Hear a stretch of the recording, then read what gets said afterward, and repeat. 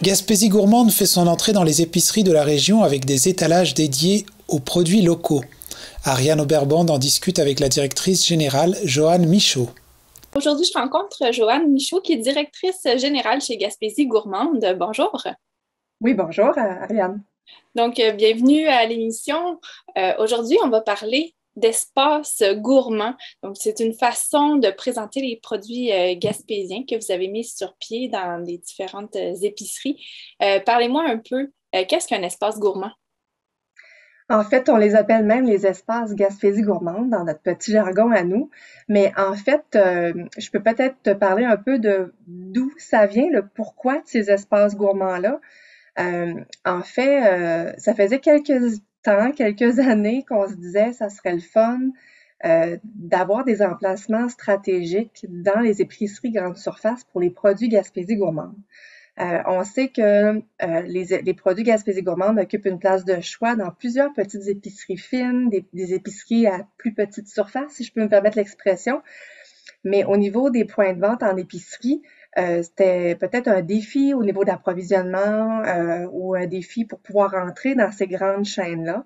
Donc, on s'était dit, ça serait le fun d'avoir des emplacements stratégiques, on les appelait pas encore espace Gaspésie gourmande à ce moment-là, dans les épiceries grande surface de la région.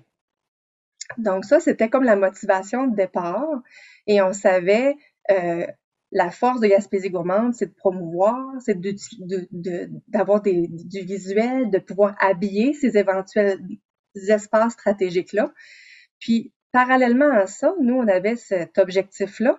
Et puis, on a notre partenaire Croquer la Gaspésie qui avait le même souhait de créer des emplacements stratégiques. Et lui, l'expertise qu'il avait, c'est toute la notion de la gestion des commandes, la gestion d'une certaine logistique. Donc là, on venait bien se compléter dans notre intention de.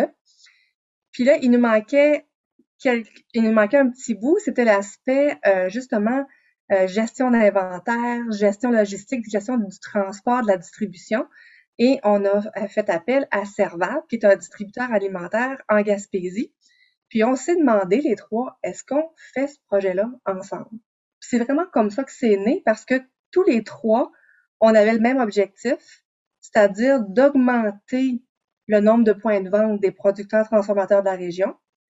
Puis, à ça s'est ajouté l'objectif de faciliter la vie aux épiciers grande surface qui n'ont pas la même réalité au niveau de l'approvisionnement et tout ça, puisqu'ils ont beaucoup, beaucoup de produits. Donc, c'était vraiment l'objectif qu'il y avait. Les deux objectifs qu'on avait derrière, c'est ça, faciliter l'approvisionnement, puis augmenter le rayonnement, la visibilité des produits Gaspésie gourmande en épicerie grande surface. Donc là, si je comprends bien, il va y avoir une section dédiée aux produits régionaux dans les épiceries. Ça va se présenter de quelle façon? Comment on va savoir là, qu'on est devant un étalage de produits gaspésiens?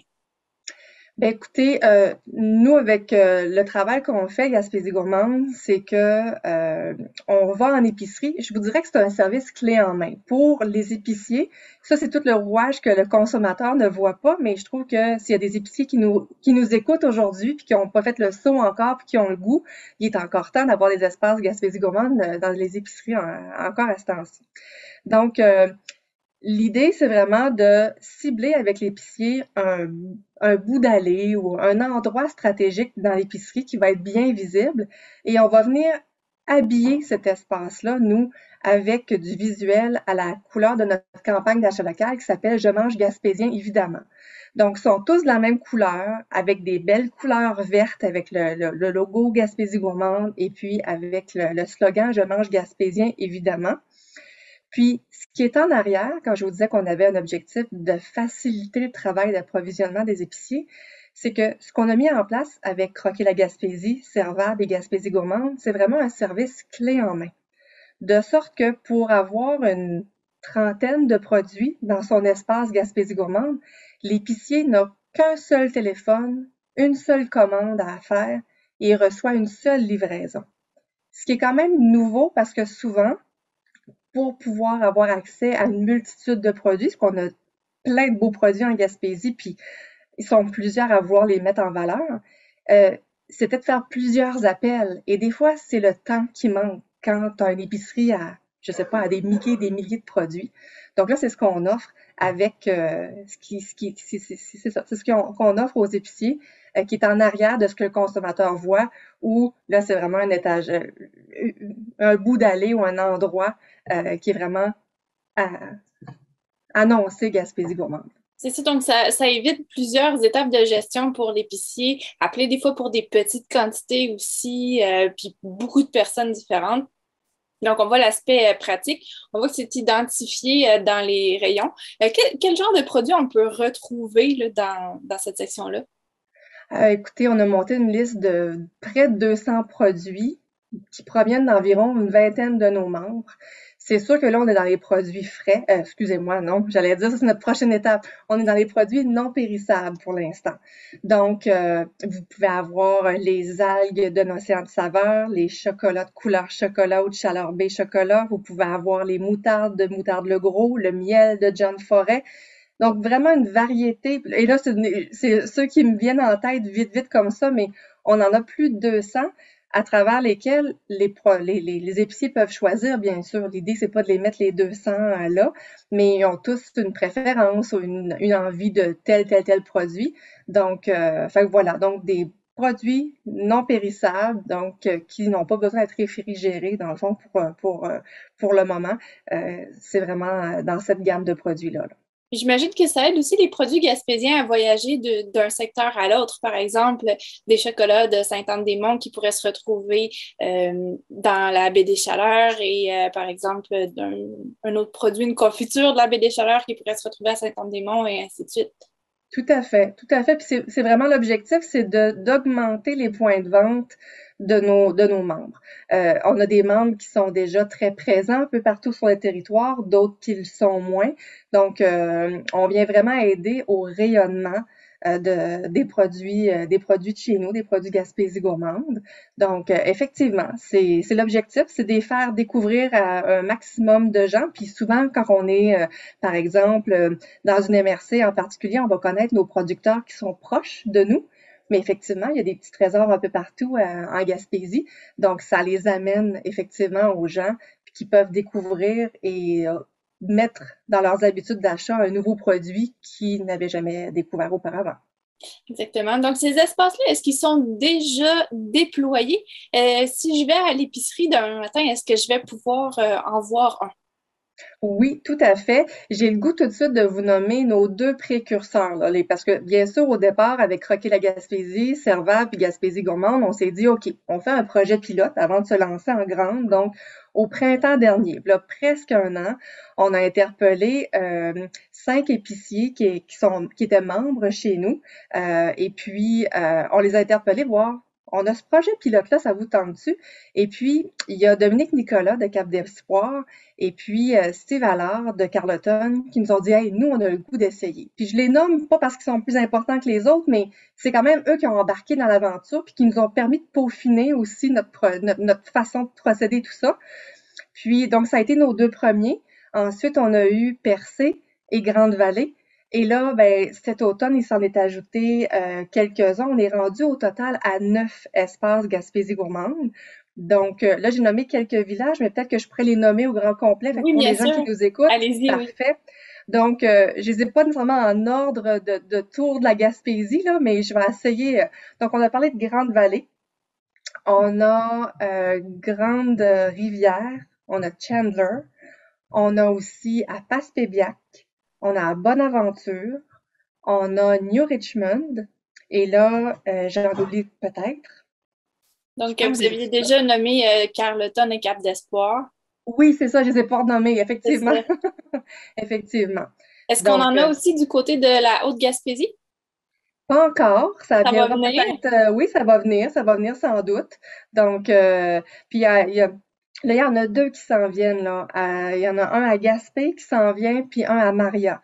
Donc, bientôt, on sera rendu à 11 espaces Gaspésie gourmande, là, qui seront là, et puis pour faciliter la vie, autant des épiciers que celle des consommateurs.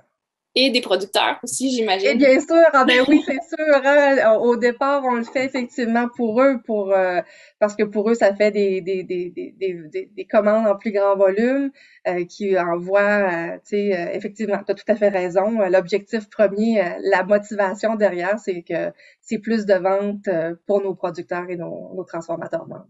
Donc, je comprends que c'est un réseau qui est en plein déploiement. C'est très intéressant de voir qu'il s'ajoute là, des joueurs euh, en fait, dans le projet. Est-ce que vous avez déjà reçu quelques échos d'épiciers ou de producteurs sur ce que ça a créé chez eux? Est-ce qu'il y a des réactions? Oui, ben tout à fait. Tu sais, à chaque fois qu'on a un nouvel espace Gaspésie gourmande, nous, on fait vraiment une promotion sur les réseaux sociaux et on a pris en photo l'espace Gaspésie gourmande avec la plupart du temps avec le propriétaire de l'épicerie. Donc, ça fait beaucoup jaser. Les consommateurs, monsieur, madame, tout le monde nous disent, wow, quelle belle initiative. Les épiciers nous disent qu'ils sont très satisfaits de comment ça fonctionne. Les ventes sont au rendez-vous. Je pense qu'avec l'été qui s'en vient, avec la période estivale touristique, les ventes le seront davantage. Et puis pour nos producteurs, justement, quand on a envoyé le communiqué de presse là 2 semaines, on a des producteurs qui nous ont écrit Hey, wow, beau projet, ça permet d'augmenter effectivement nos points de vente. On a eu notre AGA la semaine dernière, puis c'était vraiment que des bons commentaires. Donc, fait que voilà. Fait que ça, c'est la portion. Oui, on sent que les gens sont contents.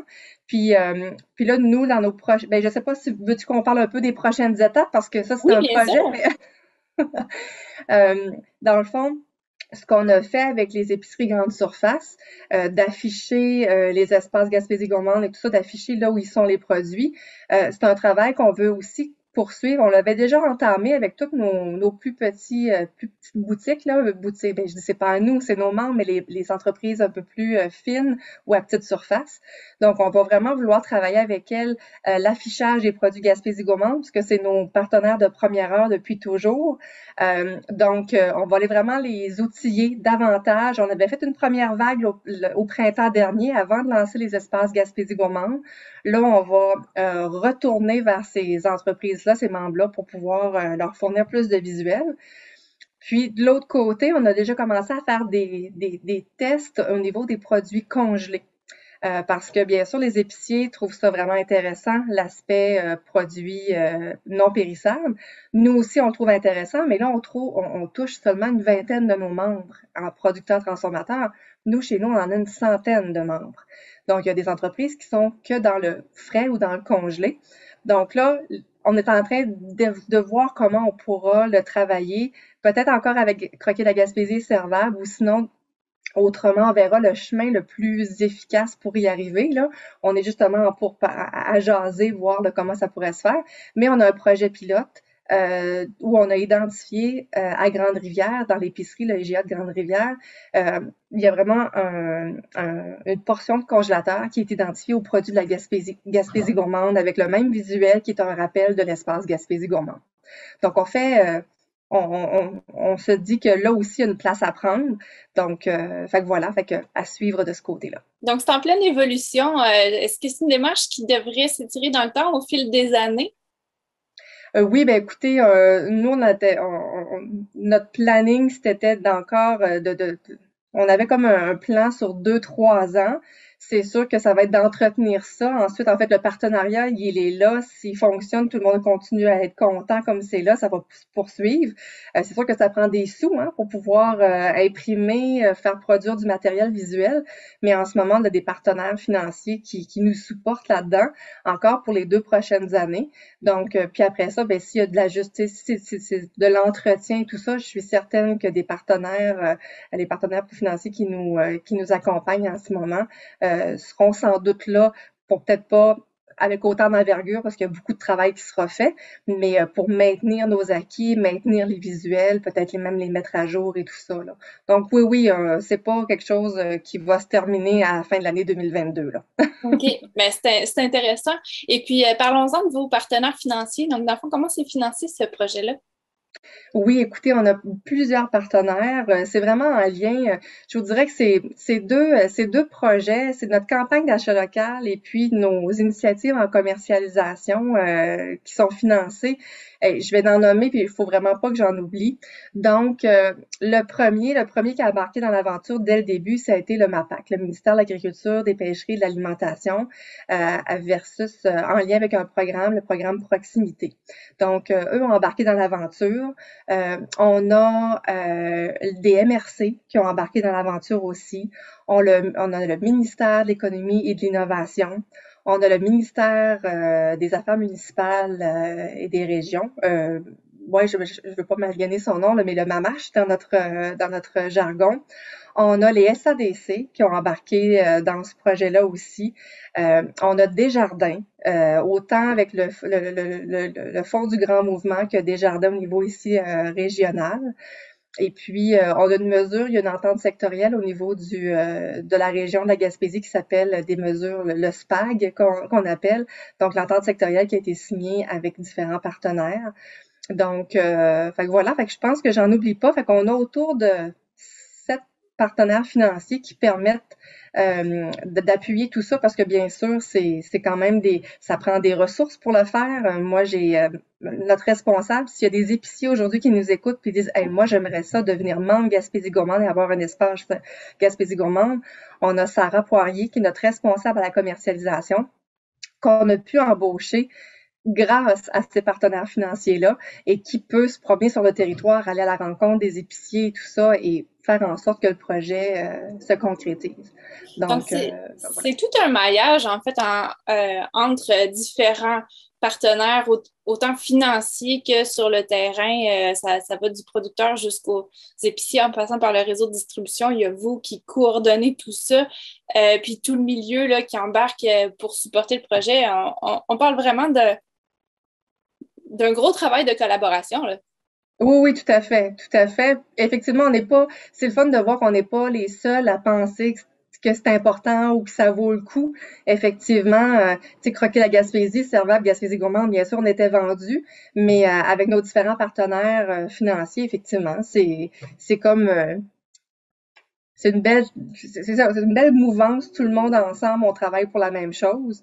Puis tout ça pour les producteurs transformateurs, puis le développement de notre région, hein, c'est en bout de ligne, c'est à ça que tout ça sert. Très bien. Donc, en tout cas, ça nous donne envie d'aller faire un tour à l'épicerie pour découvrir ces produits-là. Donc, Joanne Michaud, merci beaucoup pour cette entrevue. Ça fait très plaisir. Merci à vous.